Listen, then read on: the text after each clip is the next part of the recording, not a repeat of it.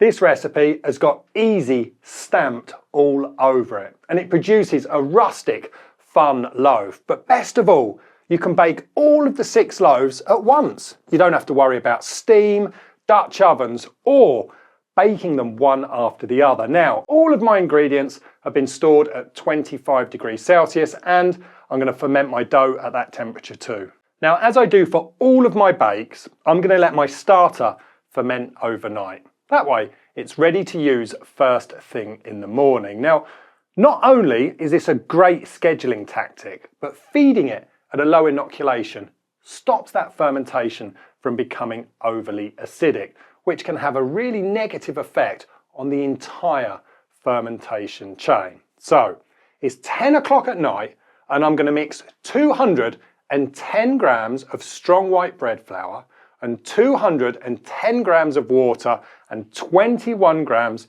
of starter. Now, I only need 424 grams of starter for the actual dough, but I've made a little bit more. That's going to account for any wastage, some weight loss during the fermentation process, and it's going to leave enough behind to seed my next starter. That's it. I'm going to leave this covered to ferment at 25 degrees Celsius until it's ready tomorrow morning.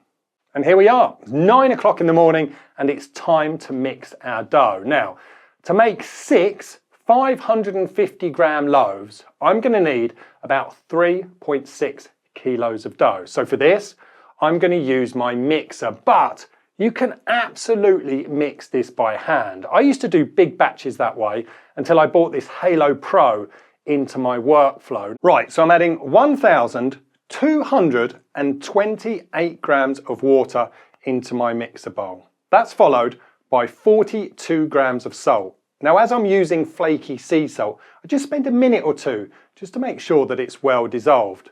Now, I start the mixing process at 30%. I add around half of this flour blend. Now, this flour blend contains 1,694 grams of soft white flour, 106 grams of whole wheat flour, and 106 grams of spelt flour.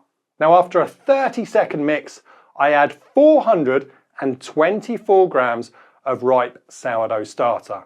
Then I finally add the rest of the flour blend. Now, I'm going to leave this to mix on 30% for a couple of minutes until everything is fully incorporated.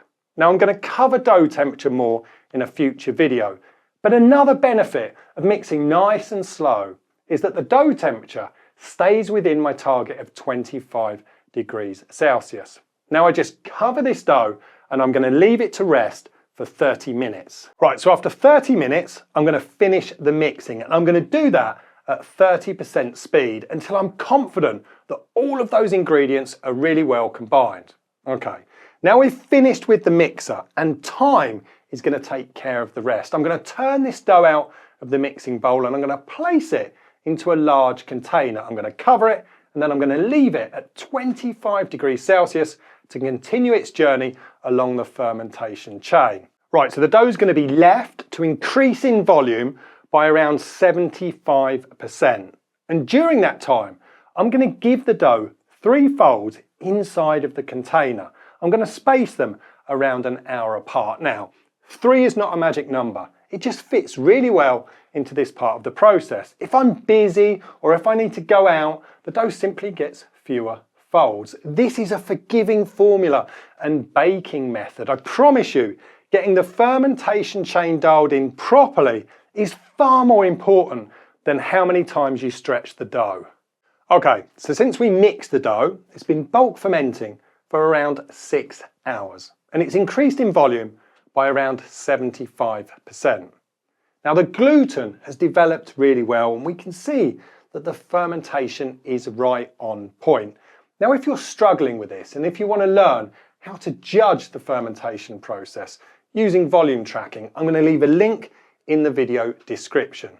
Now, I'm going to split this mix into 6 600 gram dough pieces. That's going to fit my tray perfectly. And then after weighing each piece, I'm gently going to pull it into a loose dough ball. They're going to sit here on the countertop for 15 minutes uncovered. Then they can just relax a little bit and that surface will dry out slightly. Now, shaping 6 separate pieces of dough and then leaving them to prove in different baskets can be a bit daunting for beginners. But this method makes the process super simple and it reduces the chances of anything going wrong. Each piece of dough is shaped as I normally would for a retard. I fold the top and the bottom of the dough inwards. I then rotate that dough 90 degrees. I fold the top and the bottom in again, and then I roll that dough up and then seal it at the end. They get rolled in rice flour, and then I place them into a non-stick baking tray with that seam actually facing downwards. Now, even if your shaping isn't perfect, you don't need to worry. Each piece of dough supports its neighbour, and the tray prevents them from spreading out. Essentially, there is only one way these can prove, and that's upwards.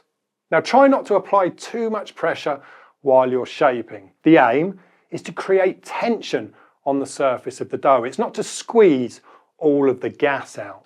Now I just use a large plastic bag to cover the dough, and then I leave it at ambient temperature to prove.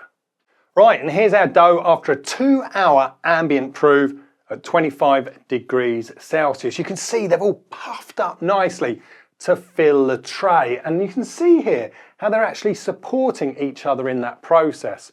I can feel the gas inside the dough. It's soft, but it doesn't feel like it's about to pop and kind of shrivel up. It's still got structure.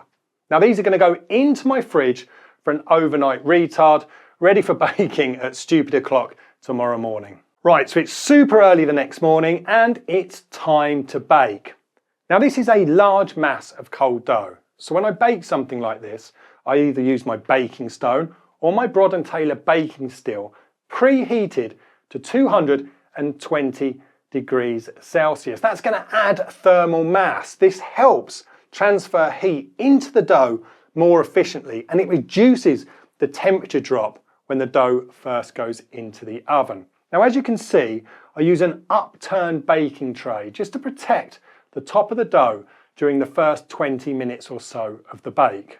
Now these loaves, they took a total of 1 hour to bake through. Now if you want, you can bake it directly on the oven shelf, but you may need to increase the bake time just a touch until you get that desired crust colour. This is such a fun, stress-free way to bake multiple sourdough loaves all in one go. And you know what? The result is far more rustic than if we used individual baking tins. It really is a great way for beginners to start scaling up at home. There's no hassle of juggling multiple proving baskets or baking loaves one after the other. Now, each of these loaves weighs approximately 550 grams after cooling. These make the perfect rustic sandwich loaves. You can give them away to family, friends, or you know what? You can even sell them through your micro bakery. Now don't forget, all of the resource links are down below in the description. I want you to give this a whirl and I want you to let me know what you think. Till next time, stay tuned.